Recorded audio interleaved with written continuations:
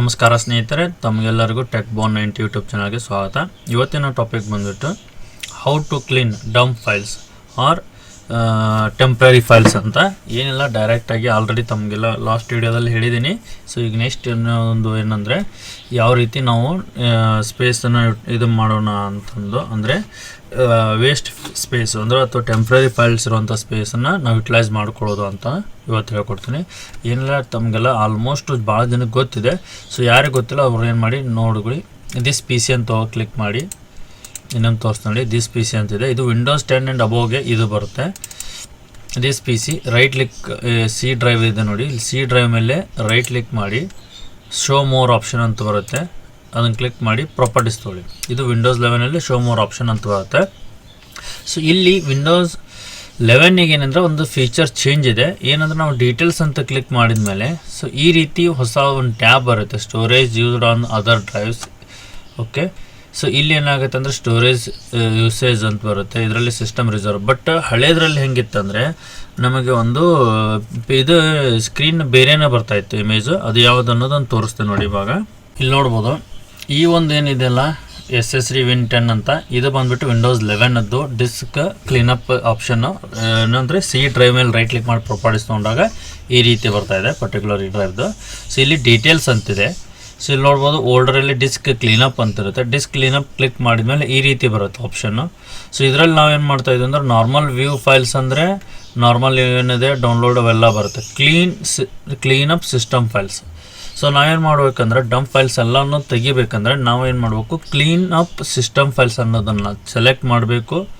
ಯಾವಾಗಂದ್ರೆ first disc ಕ್ಲೀನಪ್ಪು, next ಈ dialog box ಬರುತ್ತೆ. Dialog box ಬಂದಾಗ ಇಲ್ಲಿ ಕ್ಲೀನಪ್ ಸಿಸ್ಟಮ್ ಫೈಲ್ಸ್ ಅದನ್ನು ಕ್ಲಿಕ್ ಮಾಡ್ಕೊಳ್ಳಿ.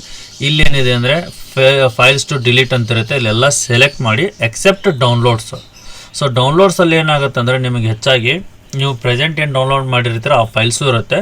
ಸೊ ಅದನ್ನು ಕ್ರಾಸ್ ಚೆಕ್ ಮಾಡಿಕೊಂಡು ಅದನ್ನು ಸೆಲೆಕ್ಟ್ ಮಾಡಿ, ಅದಾದಮೇಲೆ ವಿಂಡೋಸ್ ಅಪ್ಡೇಟ್ ಆಗಿರೋದು ಫೈಲ್ಸ್ ಇರುತ್ತೆ, ಅವು ಎಲ್ಲವನ್ನು ಏನು ಮಾಡಿ ಸೆಲೆಕ್ಟ್ ಮಾಡಿ ಡಿಲೀಟ್ ಮಾಡಿ ನೀವು ಏನು ಮಾಡ್ಬೋದು, ಸ್ಪೇಸ್ನ ಯುಟಿಲೈಸ್ ಮಾಡ್ಕೋಬೋದು.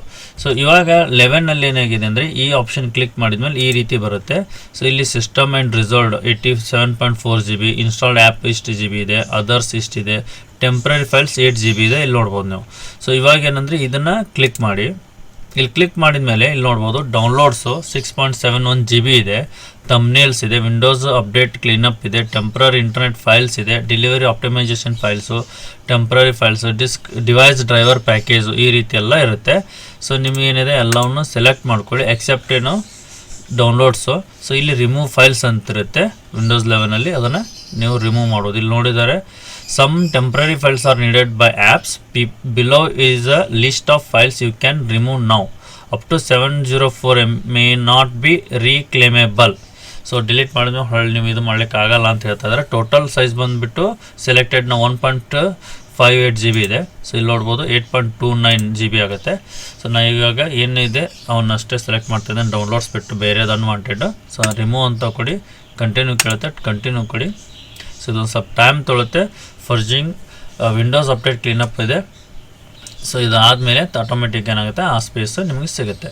ಸೊ ಈ ರೀತಿ ಏನಿದೆ ವಿಂಡೋಸ್ ಡಂಪ್ ಫೈಲ್ಸ್ನ ಕ್ಲಿಯರ್ ಮಾಡೋದು, ಡಿಸ್ಕ್ ಕ್ಲೀನಪ್ ಈ ರೀತಿ ಮಾಡ್ಕೋಬೋದು ನೀವು ವಿಂಡೋಸ್ 11ನಲ್ಲಿ. ಧನ್ಯವಾದಗಳು. ವಿಡಿಯೋನ ನೋಡಿ, ವಿಡಿಯೋ ಸಬ್ಸ್ಕ್ರೈಬ್ ಮಾಡಿ, ಯಾರು ಸಬ್ಸ್ಕ್ರೈಬ್ ಮಾಡಿಲ್ಲ ಸಬ್ಸ್ಕ್ರೈಬ್ ಮಾಡಿಸಿ.